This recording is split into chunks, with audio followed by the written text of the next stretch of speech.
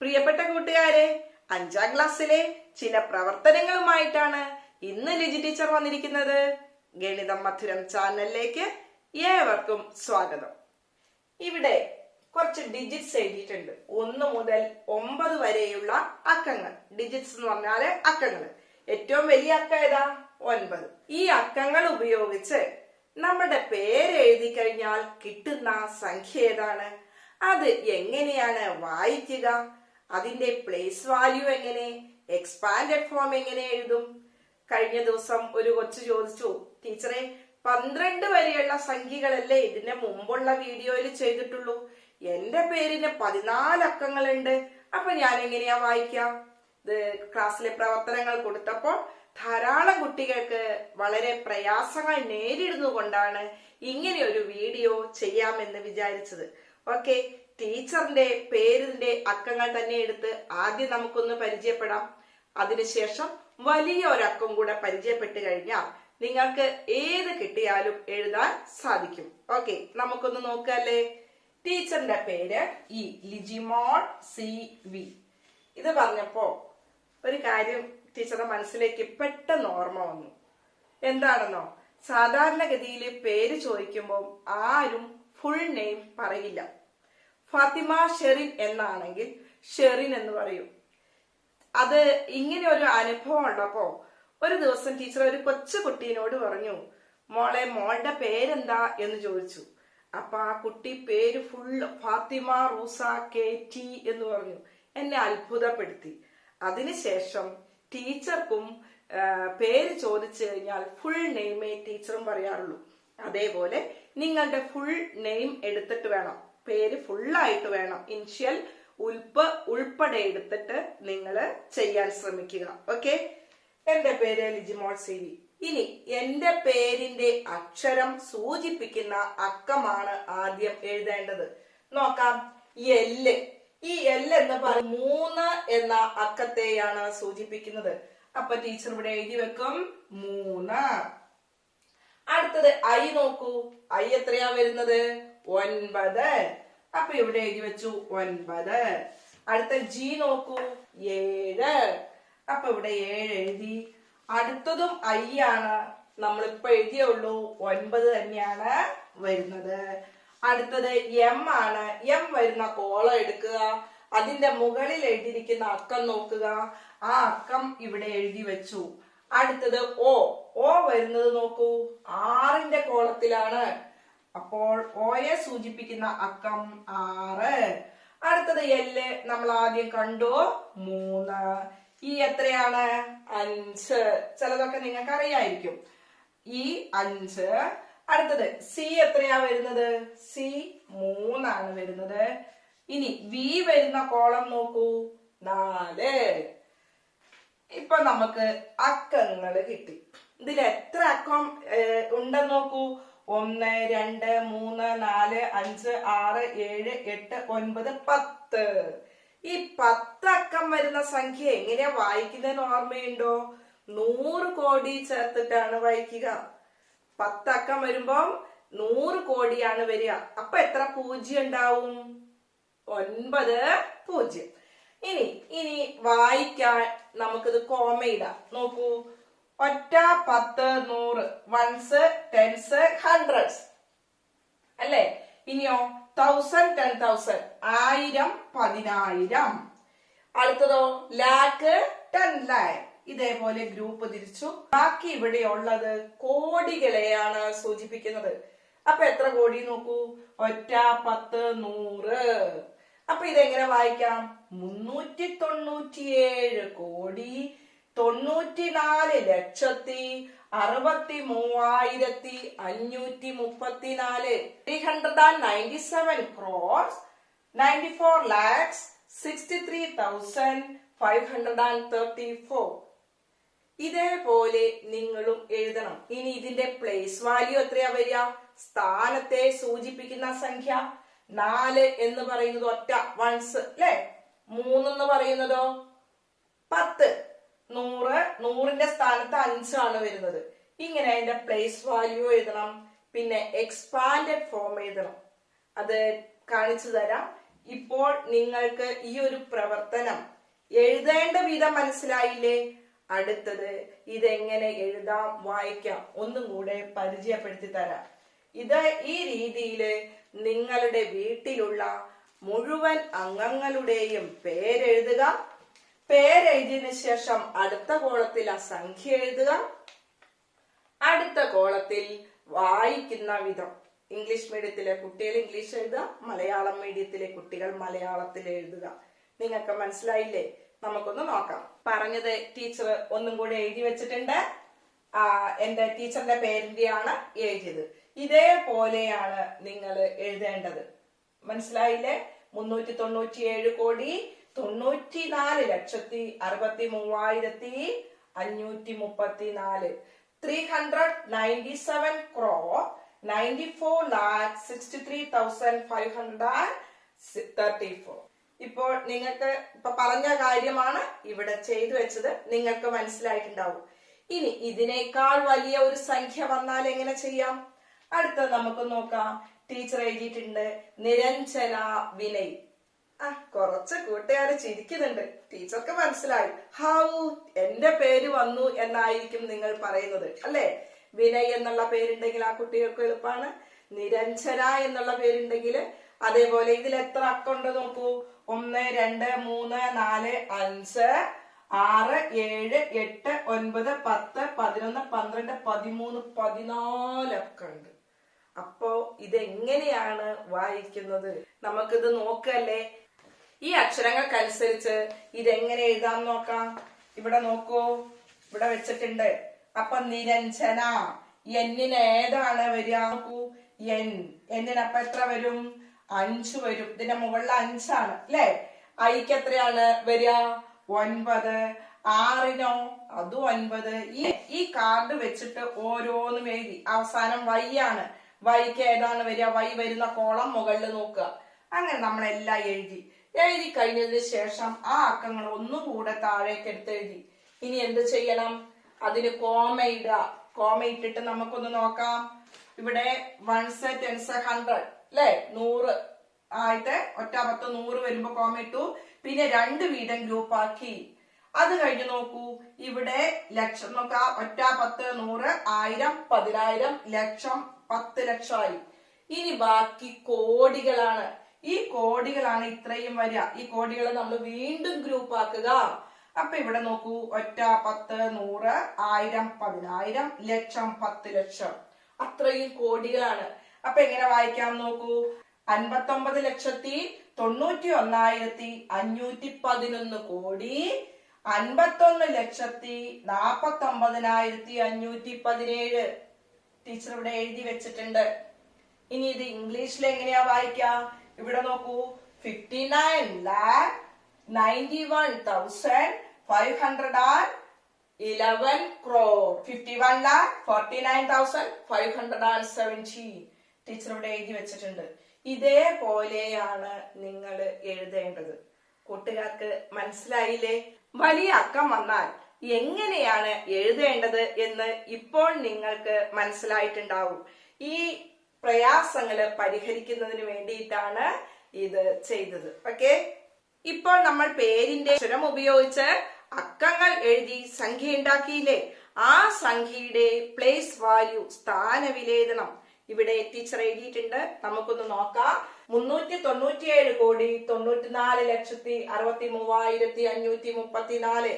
ഇതിലെ സംഖ്യകൾ ഓരോന്നും ഏത് സ്ഥാനത്താണ് കിടക്കുന്നത് നോക്കാം. 3, ഈ 3 ഏത് സ്ഥാനത്താണ്?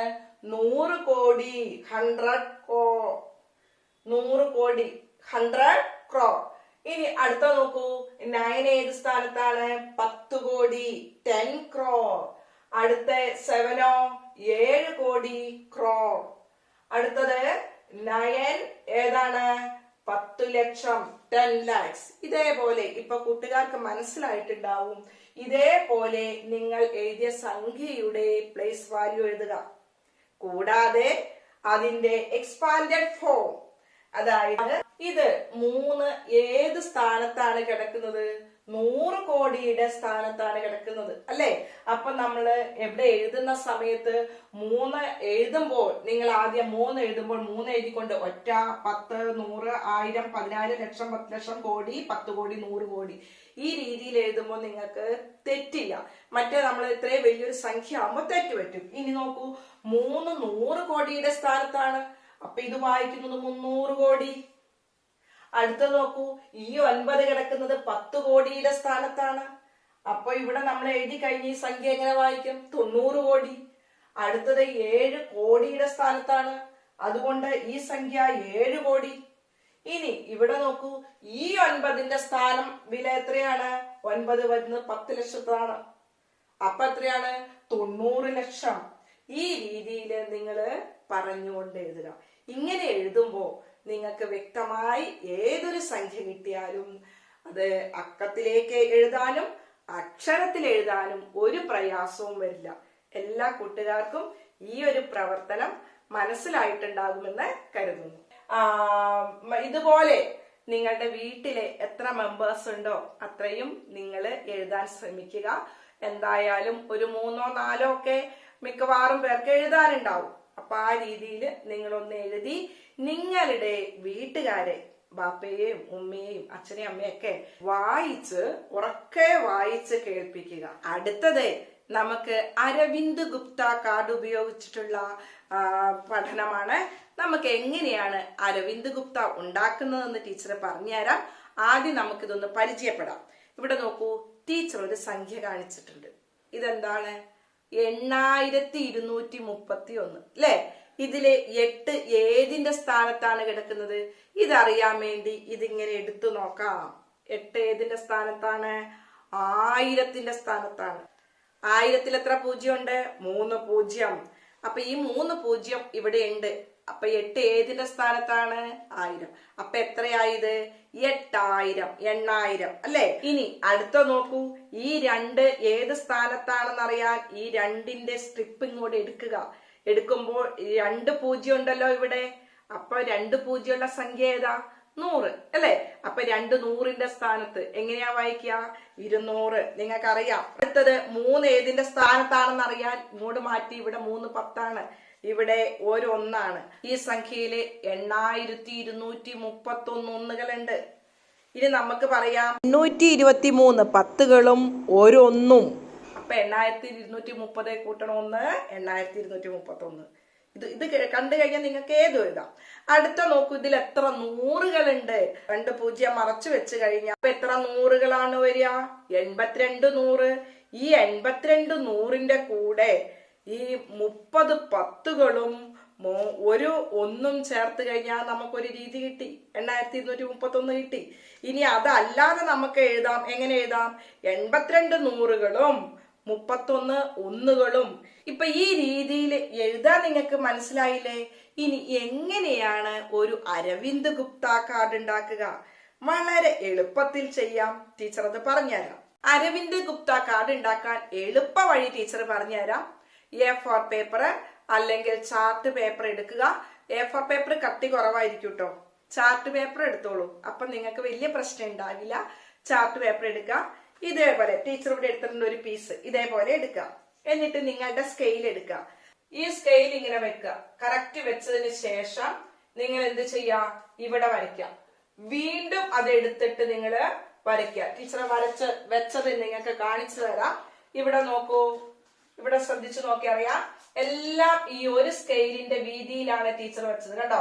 ഇവിടെ വരച്ചു, വീണ്ടും ഇതെടുത്ത് ഇങ്ങനെ വെച്ചു വരച്ചു, അടുത്തത് വരച്ചു, ഇങ്ങനെ വരയ്ക്കുക. ഇനി അപ്പൊ നമുക്ക് ഇതിന്റെ എല്ലാ അകലം തിരിച്ച് എന്ത് ചെയ്യാ? ഓരോ കോളവും ആദ്യം ഇങ്ങനെ വെച്ചിട്ട് വരച്ചു, വീണ്ടും അത് എടുത്തിട്ട് ഇങ്ങനെ വെച്ച് വരച്ചു, പിന്നെ വരച്ചു. ഇപ്പൊ നമുക്ക് കുറെ കോളങ്ങൾ കിട്ടി. എല്ലാം ഒരേ അകലത്തിലുള്ള കോളങ്ങൾ. ഇനി എന്ത് ചെയ്യാ? ഇതെല്ലാം ഈ സ്ട്രിപ്പ് ഇങ്ങനെ മുറിച്ചെടുക്കുക. ടീച്ചർ കാണിച്ചു തരാം. ഇങ്ങനെ അങ്ങോട്ട് കട്ട് ചെയ്യുക. അപ്പൊ ഇതിങ്ങോട്ട് മാറ്റി ഇനി നമുക്ക് ഓരോ സ്ട്രിപ്പായിട്ട് മുറിച്ചെടുക്കുക. എളുപ്പമാണ് കത്തിയാണെങ്കിൽ. അല്ലെങ്കിൽ നിങ്ങൾ കത്രിക കൊണ്ട് മുറിക്കുക. എല്ലാ കോളവും ഒരേപോലെ വരണം കേട്ടോ. എല്ലാ കോളവും ഒരേപോലെ വരുന്ന സമചതുരമായിട്ടാണ് വേണ്ടത്. ടീച്ചർ കുറെ സ്ട്രിപ്പുകളാക്കി എടുത്തു. കണ്ടോ, ഇതില് ഒരു കോളം നമുക്ക് പിടിയായിട്ടാണ് വേണ്ടത്. അപ്പൊ ഇതെന്ത് ചെയ്യാം, കത്രിക എടുത്തിട്ട് നിങ്ങൾ ഇതിങ്ങനെ ഒന്ന് വെട്ടിക്കളയാം. ഒരു ത്രികോണം പോലെ, ഒരു കൈപ്പിടി പോലെ ആക്കുക. ടീച്ചർ എന്ത് ചെയ്തു, ഇതെല്ലാം കൂടെ ഒരുമിച്ച് വെച്ചിട്ട് അങ്ങോട്ട് വെട്ടുകയാണ് ചെയ്തത്. ഇതാണ് പിടി. ഇനി നമുക്ക് ഇതിൽ ഒന്നാമത്തെ സ്ട്രിപ്പും കൂടെ എടുക്കാം. ഇവിടെ എടുത്ത് നമുക്ക് ഇഷ്ടമുള്ള ഒരു സംഖ്യ എഴുതാം. ഇവിടെ നോക്കൂ, ടീച്ചർ എഴുതുകയാണ്, നോക്കിക്കോളൂ. ഞാനിവിടെ 8 എഴുതി. 8. ഇനി നോക്കൂ, 1, 10, 100, 1000, 10000, ലക്ഷം, 10 ലക്ഷം, കോടി, 10 കോടി, 100 കോടി. നോക്ക, 100 കോടി എഴുതാൻ പറ്റിയ ഒരു സ്ട്രിപ്പ് ആയിരുന്നു ഇത് വന്നത്. അടുത്തത് എന്ത് ചെയ്യാ, ടീച്ചർ അടുത്ത ഒരെണ്ണം എടുത്തു. അപ്പൊ ഇനി നമുക്ക് ഇതേ വലിപ്പം വേണ്ട. ഒരെണ്ണം പിടിയായിട്ട് ഇവിടെ എടുത്തിട്ടുണ്ട്. ഇനി എന്ത് ചെയ്യണം എന്നറിയോ, ഇതിലെ ഒരു സമചതുരത്തിന്റെ കോളം അങ്ങോട്ട് മുറിച്ച് കളയുക. 7 എന്ന് എഴുതിയാൽ ബാക്കി എല്ലാ കോളത്തിലും നിങ്ങൾ എന്ത് ചെയ്യാ, 0 ഇട്ട് വെക്കുക. നോക്കൂ, ഇത് 70 കോടിയാണ് വരിക. കണ്ടോ, ഇനി അത് ഇതിന്റെ മുകളിൽ കയറ്റി വെക്കുക. നോക്കൂ, ഈ പിടി ഒരുമിച്ച് വരും. ഇനി അടുത്തത് എടുക്കുമ്പോൾ എത്ര എണ്ണം മുറിക്കണം, നമ്മളെല്ലാം ഒരേ വലിപ്പത്തിലാണ്, അതുകൊണ്ട് 2 കോളം മുറിച്ച് കളയുക. ഇനി ഇഷ്ടമുള്ള ഒരു സംഖ്യ ഇവിടെ എഴുതുക, 5. ഇനി ബാക്കി എല്ലാ കോളത്തിലും 0 ഇട്ട് വെക്കുക. 3 എണ്ണം മുറിച്ചു കളഞ്ഞു. ഇനി നമുക്ക് 4 എണ്ണം മുറിച്ചു കളയാം. കാരണം ഇത് ഓരോന്ന് വരുമ്പോഴും ചെറുതാക്കി കൊണ്ടുവരണം. 7 എഴുതുക, ബാക്കി എല്ലാ കോളത്തിലും 0 ഇടുക. 0 വരുന്ന സംഖ്യയാണ് ചെയ്തിരിക്കുന്നത്. അതുകൊണ്ടാണ് അങ്ങനെ. ഇവിടെ ഇങ്ങനെ വെച്ച് നോക്കുക, ഇവിടെ വെച്ച് നോക്കി ഇവിടെ 7 വരെ. അപ്പൊ ഇത്രയും മുറിച്ച് കളയുക. മുറിച്ച് നിങ്ങൾ മാറ്റി വെച്ചാൽ മതി, നിങ്ങൾക്ക് അടുത്ത സ്ട്രിപ്പ് ഉണ്ടാക്കാൻ ഉപയോഗിക്കാം. ഇനി ഇവിടെയും നിങ്ങൾ ഇഷ്ടമുള്ള സംഖ്യ എഴുതാം. ഇവിടെ നോക്ക, 6 എഴുതി. 6 എഴുതിയിട്ട് ബാക്കി എല്ലാ കോളത്തിലും 0 ഇടുക. എന്നിട്ട് ഇതിന്റെ മുകളില് കയറ്റി വെക്കുക. ഇപ്പൊ നിങ്ങൾക്ക് മനസ്സിലായിട്ടുണ്ടാകുമെന്ന് കരുതുന്നു. ഇപ്പൊ നോക്കൂ കൂട്ടുകാരെ, നമ്മളുടെ അരവിന്ദ ഗുപ്ത കാർഡ് ഇവിടെ റെഡിയായി. കൂട്ടുകാർക്ക് മനസ്സിലായിട്ടുണ്ടാവുമെന്ന് കരുതുന്നു. ഇനി നമുക്കൊന്ന് വായിച്ചു നോക്കാം. ഇത് ഒറ്റയുടെ സ്ഥാനത്ത് വൺസ്, ടെൻസ്, ഹൺഡ്രഡ്സ്, അല്ലെ, 100, 1000, 10000, ലക്ഷം. ഇവിടെ നോക്കൂ, 10 ലാഖിന്റെ സ്ഥാനത്ത് ഇവിടെ 0 ആണ്, സംഖ്യകളൊന്നുമില്ല. ഇങ്ങനെ വന്നു. ഇത് 8, അല്ലെ. ഇനി ഈ 8 ഏതിന്റെ സ്ഥാനത്താണ് എന്നറിയാൻ നമുക്ക് എന്ത് ചെയ്താൽ മതി, ഇതിങ്ങനെ മാറ്റാം. ബാക്കി മാറ്റി കഴിയുമ്പോ നമുക്ക് ഇവിടെ നോക്കൂ, 8 100 കോടിയുടെ സ്ഥാനത്താണ്. 100 കോടിയുടെ സ്ഥാനത്താകുമ്പോ ഇത് 800 കോടിയാണ് വരിക. ഇതുപോലെ നിങ്ങൾക്ക് കുറെ സ്ട്രിപ്പുകൾ ഉണ്ടാക്കി വെച്ചാൽ വളരെ രസകരമായിട്ട് ഗണിത പഠനം മാറും. ഇതാണ് നമ്മൾ ഉണ്ടാക്കിയ അരവിന്ദ് ഗുപ്ത കാർഡ്. എന്ത് രസ, നമ്മൾ സ്വന്തം പഠനോപകരണം ഉണ്ടാക്കി, അത് ഉപയോഗിച്ച് നമ്മൾ സംഖ്യകൾ ഉണ്ടാക്കി. ആ സംഖ്യകളെ അക്കത്തിലും എഴുതുക, അക്ഷരത്തിലും എഴുതുക, അതിന്റെ എക്സ്പാൻഡഡ് ഫോം എഴുതുക, പ്ലേസ് വാല്യൂ എഴുതുക. എന്ത് രസാണ് ഗണിത പഠനം. നമുക്കിതൊന്ന് വായിച്ചു നോക്കിയാലോ. ഇത് 8 100 കോടിയുടെ സ്ഥാനത്താണ്, അല്ലെ. അപ്പൊ നോക്കൂ, 875 കോടി 7,63,924 എന്ന സംഖ്യയാണ് ഇപ്പോൾ നമ്മൾ അരവിന്ദ് ഗുപ്ത കാർഡില് ഉണ്ടാക്കിയത്. ഇനി നമുക്ക് ഇംഗ്ലീഷിലും കൂടി ഒന്ന് നോക്കാം. എങ്ങനെ നോക്കാം? 875 crore 7,63,924. ഇത് നിങ്ങൾ അക്കത്തിലും അക്ഷരത്തിലുമെല്ലാം എഴുതി വെക്കുക. ഇതുപോലെ കുറച്ച് സംഖ്യകൾ കോടി വരെ വരുന്നത് നിങ്ങൾ ഉണ്ടാക്കിയാൽ മതി. എന്നിട്ട് നിങ്ങൾ എഴുതി വെക്കുക. ഓക്കെ. ടെക്സ്റ്റ് ബുക്കിലെ പേജ് നമ്പർ 11ലെയും 12ലെയും വർക്കുകൾ നിങ്ങൾ ചെയ്യണം. അത് ചെയ്യുമ്പോൾ എന്തെങ്കിലും സംശയം തോന്നുകയാണെങ്കിൽ തൊട്ടു മുമ്പ് ടീച്ചർ ഒരു വീഡിയോ ഇട്ടിട്ടുണ്ട്. അത് കണ്ടു കഴിഞ്ഞാൽ കൃത്യമായിട്ട് നിങ്ങൾക്ക് ചെയ്യാൻ പറ്റും. ആ വീഡിയോയുടെ ലിങ്ക് ഇതിന്റെ താഴെയുള്ള ഡിസ്ക്രിപ്ഷൻ ബോക്സിൽ ടീച്ചർ ഇടുന്നതാണ്. അപ്പൊ സംശയമുള്ള കുട്ടികള് അതൊന്ന് പോയി നോക്കി കണ്ടു കഴിഞ്ഞാൽ കൃത്യമായിട്ട് നിങ്ങൾക്ക് മനസ്സിലാക്കാൻ സഹായിക്കും. പ്രിയപ്പെട്ട കുട്ടികളെ, ഇന്നത്തെ ക്ലാസ് നിങ്ങൾക്ക് മനസ്സിലായില്ലേ? ഇതിനു മുമ്പ് 5ാം ക്ലാസ്സിലെ 3-4 വീഡിയോ ടീച്ചർ ഇട്ടിട്ടുണ്ട്. സംശയമുള്ള കുട്ടികളുണ്ടെങ്കിൽ അത് കൃത്യമായിട്ടൊന്ന് പോയി പഠിച്ചാൽ മതി. ചെറിയൊരു കഥ ടീച്ചറുടെ മനസ്സിലേക്ക് പെട്ടെന്ന് ഓർമ്മ വരികയാണ്. അതായത് തമിഴ്നാട്ടിലെ കുംഭകോണത്ത് ഒരു സ്കൂളിലെ ഒരു അധ്യാപകൻ ഇങ്ങനെ പഠിപ്പിച്ചുകൊണ്ടിരിക്കുകയായിരുന്നു. അപ്പൊ സാർ ഇങ്ങനെ പറഞ്ഞു, 1000 പഴം 1000 പേർക്ക് വിരിച്ചാൽ എത്ര പഴം കിട്ടും ഒരാൾക്ക്? അപ്പൊ എത്ര കിട്ടും? 1000 അല്ലേ? 1000 പഴം 1000 പേർക്ക് വിരിച്ചാൽ ഒരാൾക്ക് എത്ര പഴം കിട്ടും? കൂട്ടുകാരെ അവിടെ നിന്ന് പറയണ്ട 1000 അല്ലെ? 1000 ആണോ കിട്ടുക? 1000 പഴം 1000 പേർക്കാണ് വിരിക്കുന്നത്. അപ്പൊ ഒരാൾക്ക് എത്രയാ കിട്ടുക? 1. എങ്കിലും അടുത്ത ചോദ്യം ചോദിക്കട്ടെ, 100 പഴം 100 പേർക്ക് വിരിച്ചാൽ ഒരാൾക്ക് എത്ര പഴം കിട്ടും? 100 അല്ലേ? ആണോ? 1. 10 പഴം 10 പേർക്ക് വിരിച്ചാൽ ഒരാൾക്ക് എത്ര പഴം കിട്ടും? 1 അല്ലേ? അധ്യാപകൻ വലിയ കാര്യമായിട്ട് പഠിപ്പിച്ചിട്ട് അധ്യാപകൻ പറഞ്ഞു, ഒരു സംഖ്യയെ അതേ സംഖ്യ കൊണ്ട് ഹരിക്കുമ്പോൾ 1 കിട്ടും. അപ്പൊ നോക്കുമ്പോണ്ട് ആ ക്ലാസ്സിലിരുന്ന ഒരു കുട്ടി എഴുന്നേറ്റിട്ട് സാർ, എല്ലാവരും പേടിച്ചു പോയി. എല്ലാരും അങ്ങോട്ടും ഇങ്ങോട്ടും നോക്കിട്ടോ. നോക്കി കഴിഞ്ഞപ്പോ ഈ കുട്ടി ചോദിക്കാണ്, 0 0 കൊണ്ട് ഹരിച്ചാൽ 1 കിട്ടുമോ? സാറ് പറഞ്ഞ എന്താ? ഒരു സംഖ്യയെ അതേ സംഖ്യ കൊണ്ട് ഹരിച്ചാൽ 1 കിട്ടും. അപ്പൊ ഈ കുട്ടി ഇടിപെട്ടുന്ന സ്വരത്തിൽ ചോടി എഴുന്നേറ്റ് ചോദിച്ചു, 0 0 കൊണ്ട് ഹരിച്ചാൽ 1 കിട്ടുമോ? 0 0 കൊണ്ട് ഹരിക്കാൻ പറ്റുമോ? അത് കഴിഞ്ഞ് നിർത്തിയില്ല. അടുത്ത ചോദ്യം ആ കുട്ടിയുടെ. എന്താ ചോദിച്ചെന്നറിയോ? നിങ്ങൾക്ക് പറയാൻ പറ്റുമോ? സർ, ഇല്ലാത്ത പഴം ഇല്ലാത്ത ആൾക്കാർക്ക് വിരിച്ചാൽ 1 കിട്ടുമോ? ഇല്ലാത്ത പഴം ഇല്ലാത്ത ആൾക്കാർക്ക് വിരിച്ചാൽ 1 കിട്ടുമോ? കിട്ടുമോ? ഇല്ലാത്ത പഴം വിരിക്കാൻ പറ്റുമോ? ആ അധ്യാപകന് ഒരു സംഖ്യയെ അതേ സംഖ്യ കൊണ്ട് ഹരിക്കുമ്പോൾ 1 കിട്ടുമെന്ന് പറഞ്ഞപ്പോൾ 0 ഒഴിവാക്കിയിട്ടായിരുന്നു ആ പ്രസ്താവന നടത്തേണ്ടിയിരുന്നത്. ഈ കൊച്ചുമിടുക്കൻ ആരാണെന്ന് അറിയോ? ശ്രീനിവാസ രാമാനുജൻ. ശ്രീനിവാസ രാമാനുജനായിരുന്നു അന്ന് ക്ലാസ്സിൽ നിന്ന് ഇങ്ങനെ ഒരു ചോദ്യം ചോദിച്ചത്. അതേപോലെ ശ്രീനിവാസ രാമാനുജൻ എന്ന് പറഞ്ഞു കേട്ടാ നമ്മുടെ മനസ്സിലേക്ക് ഓടി വരുന്നൊരു സംഖ്യയുണ്ട്. എന്താണ് സംഖ്യ? ഓർമ്മയുണ്ടോ? ശരി, നിങ്ങൾ അടുത്ത ക്ലാസ് ആകുമ്പോൾ അതൊന്ന് കണ്ടുപിടിച്ചു വെക്കുക. ശ്രീനിവാസ രാമാനുജൻ എന്ന് പറയുമ്പോൾ നമ്മുടെ മനസ്സിലേക്ക് ഓടി വരുന്ന സംഖ്യ ഏതാണെന്ന് എല്ലാ കൂട്ടുകാരും കണ്ടെത്തി വെക്കുക. അപ്പൊ നിങ്ങളും സംഖ്യകളുമായിട്ട് കൂട്ടുകൂടുക. ഇപ്പോ വെറുതെ ഇരിക്കുന്ന സമയം ധാരാളം സമയം കിട്ടുമല്ലോ. ഇന്ന് നമ്മള് ഇവിടെ എഴുതിയ അക്കങ്ങൾ ഉപയോഗിച്ച് ധാരാളം പ്രത്യേകതകൾ ഓരോ അക്കത്തിനും ഉണ്ടല്ലോ. നിങ്ങളൊന്ന് കണ്ടെത്തി നോക്കൂ. 1 എടുത്തു നോക്കുക. എന്താ 1ന്റെ പ്രത്യേകത? എണ്ണൽ സംഖ്യകളിൽ ഏറ്റവും ചെറിയ സംഖ്യയാണ് 1. ഏത് സംഖ്യയോടും 1 കൂട്ടിയാൽ അടുത്ത സംഖ്യ കിട്ടും. പിന്നെയോ, ഏത് സംഖ്യയെയും 1 കൊണ്ട് ഗുണിച്ചാൽ അതേ സംഖ്യ തന്നെ കിട്ടും. ഇങ്ങനെ ധാരാളം പ്രത്യേകതകളുണ്ട് അല്ലേ? അപ്പൊ നിങ്ങൾ ഒരു കാര്യം ചെയ്യാം. അങ്ങനെ ഇരിക്കുമ്പോൾ നിങ്ങൾക്ക് കണ്ടെത്താൻ പറ്റുന്ന പ്രത്യേകതകൾ ഒന്ന് കണ്ടെത്തൂ. ഏറ്റവും ചെറിയ ഒറ്റ സംഖ്യയാണ് 1. നിങ്ങളൊരു കാര്യം ചെയ്യൂ. അങ്ങനെ നിങ്ങൾക്ക് അറിയാവുന്ന പ്രത്യേകതകൾ കണ്ടെത്തി എഴുതി വെക്കൂ. അത് കഴിഞ്ഞ് നിങ്ങൾ ഓരോ വർഷവും പഠിക്കുമ്പോൾ കിട്ടുന്ന കൂടുതൽ പഠിക്കുന്ന പ്രത്യേകതകളില്ലേ, ആ പ്രത്യേകതകൾ അതിനോടുകൂടെ കൂട്ടിച്ചേർത്ത് വെക്കൂ.